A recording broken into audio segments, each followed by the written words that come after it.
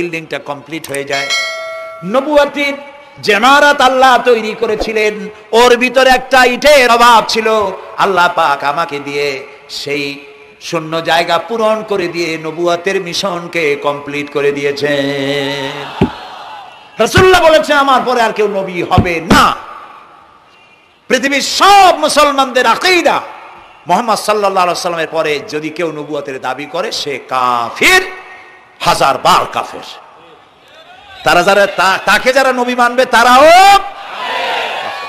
রাসূলুল্লাহ বলেছেন আমার পরে 30 জন মিথ্যেবাদী নবুয়তের দাবি করবে।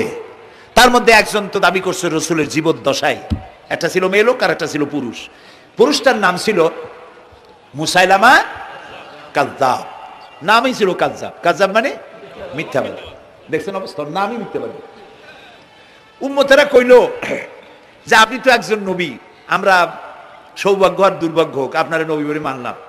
মুহাম্মদ সাল্লাল্লাহু আলাইহি ওয়াসাল্লামের কাছে প্রায় জিবরাইল আসে আর ওহী আনে, আর আপনি আমাদের কোনো ওহী দিতে পারলেন না পর্যন্ত। কয় যে কেবল না নবী হইলাম, অপেক্ষা করো, ওহী আসবেন।